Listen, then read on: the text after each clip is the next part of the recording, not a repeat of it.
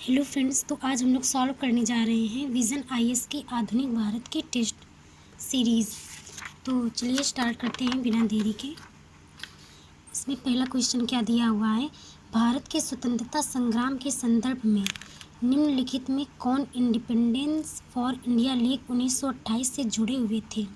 तो इसमें से तीन ऑप्शन दिए हुए हैं। पहला ऑप्शन है सुभाष चंद्र बोस, दूसरा है जवाहरलाल नेहरू, तीसरा है श्रीनिवास अयंकर।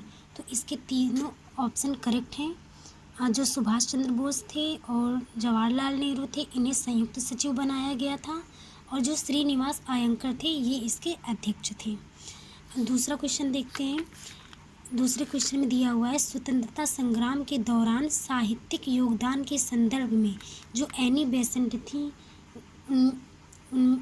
निम्नलिखित में से कौन सी कृतियों से संबंधित थी। वो मतलब एनी बेसेंट की इनमें से कौन कौन सी कृतियां हैं, हमें ये बताना है। तो जैसे पहली कृति का नाम दिया हुआ है India a nation a play for self government. तो ये इनकी कृति कब आई थी, 1915 में। साथ साथ हमें इनके सन वगैरह ये भी देखते चलना है। माय पाथ टू एथिज्म ये भी सही है, लेकिन ये जो फिलॉसफी ऑफ हिंदुज़्म है ये इनकी नहीं थी, ये वी आर अम्बेडकर की कृति थी, और ये जो मतलब ये कृति इनकी लागू नहीं हो पाई थी। तो तीसरा ऑप्शन इसमें गलत है। तो देखिए हम लोग इसे एलिमिनेट करके देखते हैं। जैसे तीसरा इसमें दिया हुआ है, ये गलत हो गया, तो ये 50-50 पे चला जाता है। अब इन दोनों पे हमें बस पता करना है कि कौन सा सही है। तो जैसा कि बताया है कि पहला और ऑप्शन दोनों सही है, इसलिए इसका करेक्ट ऑप्शन हो जाएगा बी। अब साथ में ही यहाँ पर ये देख लेते हैं, जैसे एनी बेसेंट के 2 समाचार पत्र थे, तो ये भी देखते चलते हैं। इनके 2 समाचार पत्र कौन कौन से थे। एक था द कॉमनवेल्थ और था न्यू इंडिया। तो इन्हें भी याद करते हुए चलना है। इनके 2 समाचार पत्र थे, द कॉमनवेल्थ और न्यू इंडिया। तीसरा क्वेश्चन दिया हुआ है नमक सत्याग्रह के संदर्भ में। तीसरा क्वेश्चन है नमक सत्याग्रह के संदर्भ में निम्नलिखित में से कौन धरासना नामक छापे में शामिल था या थी। तो पहला ऑप्शन है सरोजनी नायडू, दूसरा है इमाम साहब, तीसरा है अंबिकाकांत सिन्हा। तो इसके तीनों ऑप्शन ही सही हैं। ये तीनों लोग इस छापे में शामिल हुए थे, और साथ में इनके जो गांधी जी के पुत्र थे मणिलाल गांधी, ये भी इसमें शामिल हुए थे। तो इसको भी याद रखना है। चौथा क्वेश्चन देखते हैं, जैसे मॉन्टेग्यू।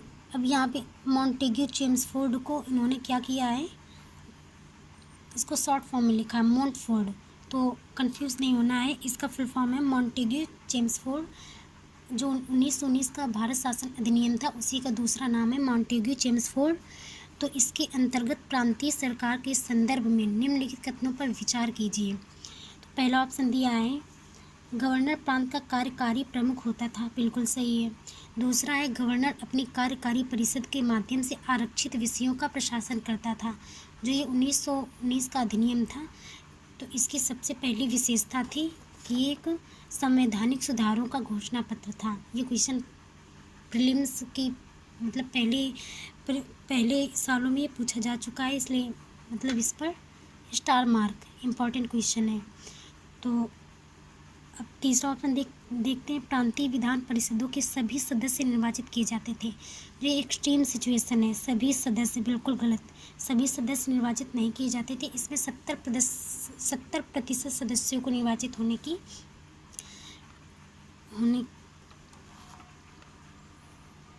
की छूट थी। और इसमें क्या था कि ये जो 1919 का शासन अधिनियम है, इसमें महिलाओं को भी मत देने के लिए छूट दी गई थी, या मतलब उनको महिलाओं को मतदान देने का अधिकार भी प्राप्त किया गया था। इसलिए अब यहाँ पर तीसरा ऑप्शन गलत है।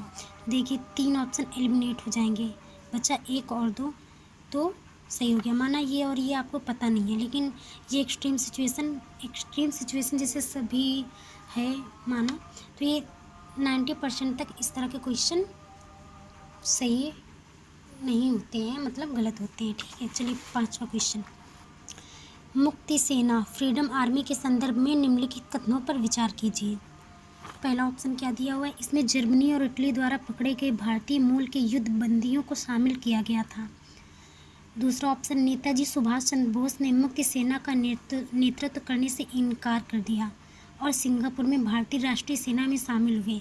ये दूसरा ऑप्शन बिल्कुल गलत है। नेताजी सुभाष चंद्र बोस ने ही इस मुक्ति सेना के गठन की मांग करी थी, तो इन्होंने इनकार नहीं किया था। दूसरा ऑप्शन गलत हो जाएगा। तो पहला, दूसरा गलत, ये गलत, और इसका केवल ऑप्शन ए सही है। तीसरा, राष्ट्रमंडल खेल 2022 के संदर्भ में निम्नलिखित कथनों पर विचार कीजिए। ये करंट का क्वेश्चन है, इम्पॉर्टेंट हो जाता है, इसलिए इस पर टिक कर लीजिए। इसको इंग्लिश में क्या बोलते हैं? Commonwealth games. जो ये कॉमनवेल्थ गेम्स हैं, ये हर 4 सालों में आयोजित किए जाते हैं।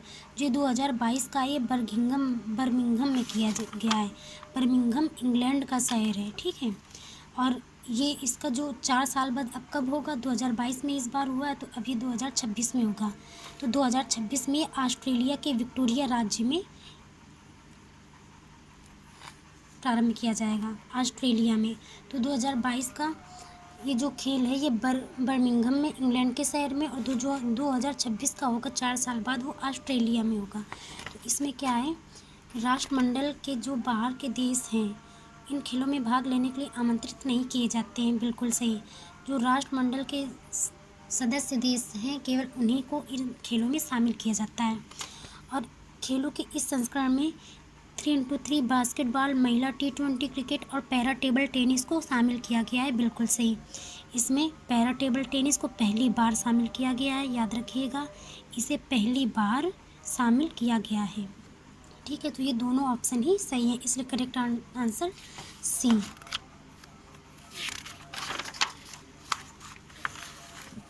अब देख लेते हैं 7वां, निम्नलिखित में भारत में वामपंथी आंदोलन में से कौन जुड़े हुए थे?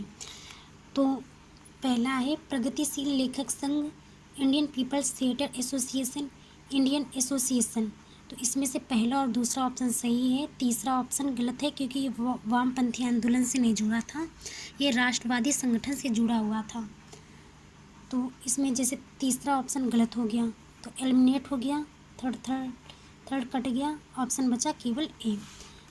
अगला क्वेश्चन 8वां नंबर, दक्षिण अफ्रीका में महात्मा गांधी के अनुभव के संदर्भ में निम्नलिखित कथनों पर विचार कीजिए। महात्मा गांधी ने भारतीय समुदाय की सेवा करने और उन्हें संगठित करने के लिए साप्ताहिक पत्रिका इंडियन ओपिनियन की शुरुआत की। बिल्कुल सही। महात्मा गांधी ने ये शुरू करी थी, कब करी थी? 1903 में। दूसरा ऑप्शन, द्वितीय बोअर युद्ध के दौरान गांधी जी ने अंग्रेजों की मदद के लिए भारतीय एम्बुलेंस दल का निर्माण किया था। ये भी ऑप्शन बिल्कुल राइट हो जाता है।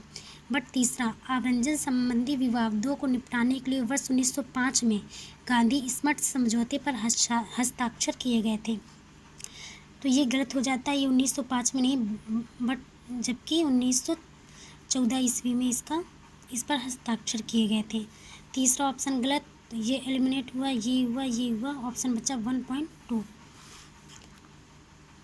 यूपीएससी में जब आप लोग एग्ज़ाम देने को बैठे तो सबसे मेन बात वहाँ पे ये रहती है कि जो हमारा कॉमन सेंस होता है ना, ये बिल्कुल काम नहीं करता है। इसलिए बिल्कुल पेपर पे कूल होके बैठना है और अपने कॉमन सेंस का भी थोड़ा सा यूज करना है, ये बात बिल्कुल ध्यान पे रखनी है। चलिए बढ़ते हैं आगे। क्वेश्चन 9वां क्वेश्चन, स्वतंत्रता संघर्ष के दौरान क्रांतिकारी गतिविधियों के संदर्भ में सिएटल में, कहाँ पर? सिएटल में यूनाइटेड इंडिया हाउस की स्थापना किसके द्वारा की गई थी? यूनाइटेड इंडिया हाउस की स्थापना की गई थी तारकनाथ दास और जीडी कुमार के द्वारा। तारकनाथ दास और जीडी कुमार के द्वारा। अगला क्वेश्चन, वर्ष 1945 के शिमला सम्मेलन के संदर्भ में निम्नलिखित कथनों पर विचार कीजिए। इसमें महात्मा गांधी और M.A. जिन्ना दोनों ने भाग लिया। लॉर्ड वेवेल ने यह स्वीकार किया कि मुस्लिम लीग भारत में मुसलमानों की एकमात्र प्रतिनिधि है। एकमात्र, एक्सट्रीम सिचुएशन रॉन्ग हो जाएगा, इसलिए ऑप्शन बचेगा केवल 1, यही सही है। अगला नंबर, राष्ट्रीय स्वचालित फिंगरप्रिंट पहचान प्रणाली के संदर्भ में निम्नलिखित कथनों पर विचार कीजिए। करंट का क्वेश्चन है, इसलिए बहुत इंपॉर्टेंट हो जाता है। तो पहला ऑप्शन, ये किसी अपराध के लिए गिरफ्तार किए गए प्रत्येक व्यक्ति को एक विशिष्ट 10 अंकीय राष्ट्रीय फिंगरप्रिंट नंबर प्रदान करती है। बिल्कुल सही। इसका प्रबंधन राष्ट्रीय अपराध रिकॉर्ड ब्यूरो द्वारा किया जाता है। बिल्कुल सही, ये याद रखना है। तो इसके दोनों ऑप्शन सही हो जाते हैं, 1 और 2। और कुछ याद करने लायक बातें कि जैसे मध्य प्रदेश है, इसके तहत राष्ट्रीय स्वचालित फिंगरप्रिंट पहचान प्रणाली के तहत इसके माध्यम से जो मृत व्यक्ति है उनकी पहचान करने में सक्षम हो पाया है। तो ये भी याद रखना है। क्वेश्चन नंबर 12, वर्ष 1920 के भारतीय राष्ट्रीय कांग्रेस के नागपुर अधिवेशन के संदर्भ में निम्नलिखित कथनों पर विचार कीजिए। पहला ऑप्शन, CR दास ने असहयोग पर मुख्य प्रस्ताव प्रस्तुत किया। कांग्रेस ने संवैधानिक तरीकों से सुशासन की प्राप्ति का लक्ष्य निर्धारित किया। तीसरा ऑप्शन, कांग्रेस ने भाषाई आधार पर प्रांतीय कांग्रेस समितियों के गठन का निर्णय लिया। जो इसमें सेकंड ऑप्शन है, कांग्रेस ने संवैधानिक संवैधानिक तरीकों से सुशासन की प्राप्ति का लक्ष्य निर्धारित नहीं किया था। इन्होंने शांति के आधार पर शांति तरीके अपनाए थे और सुशासन की मांग की थी, इसलिए दूसरा ऑप्शन गलत हो जाता है। तो दूसरा इसमें है, इसमें तीनों रॉन्ग हो गए। ऑप्शन बचा डी, इसलिए ये सही हो जाएगा। अगला क्वेश्चन नंबर 13, भारत में गैर ब्राह्मण आंदोलन के संदर्भ में निम्नलिखित कथनों पर विचार कीजिए। इसका प्रकाशन और इससे संबंध व्यक्तित्व क्या है। तो पहला प्रकाशन जो है इशारा पे दिया हुआ है BR अम्बेडकर, बिल्कुल गलत, क्योंकि इशारा जो है प्रकाशन ये ज्योतिबा फुले का है, तो पहला गलत हो जाता है। पहले इनको चेक कर लेते हैं। जैसे कुदी अरासू EV राम स्वामी नायकर का, ये सही है। हरिजन बिल्कुल सही, महात्मा गांधी जी का। चौथा है हुवर द सुद्रास ज्योतिबा फुले, बिल्कुल गलत, क्योंकि ये BR अम्बेडकर का। तो इसमें कौन से ऑप्शन सही है, केवल 2, तो हो जाएगा 2 और 3। अगला क्वेश्चन, निम्नलिखित कथनों पर विचार कीजिए। वर्ष 1947 में भारत का डोमिनियन स्टेट समाप्त हो गया था, बिल्कुल गलत, क्योंकि ये डोमिनियन स्टेट 26 जनवरी 1947 से 1950 तक रहा था। पहला ऑप्शन गलत हो गया। पहला इसमें तीनों एलिमिनेट हो गए, ऑप्शन बचा बी, पर फिर भी एक बार पढ़ के देख लेना है। ब्रिटिश सरकार ने पहली बार कैबिनेट मिशन योजना के तहत भारत की डोमिनियन स्टेट्स की मांग की स्वीकार किया था। ब्रिटिश भारत ने पहली बार कैबिनेट मिशन योजना के तहत, बिल्कुल गलत, क्योंकि कैबिनेट मिशन योजना के तहत नहीं बल्कि क्रिप्स मिशन योजना के तहत, तो इसमें तीसरा भी गलत है। तो पहली बात, पहले से ही सारे ऑप्शन एलिमिनेट हो गए, तो इसका आंसर बच गया केवल बी।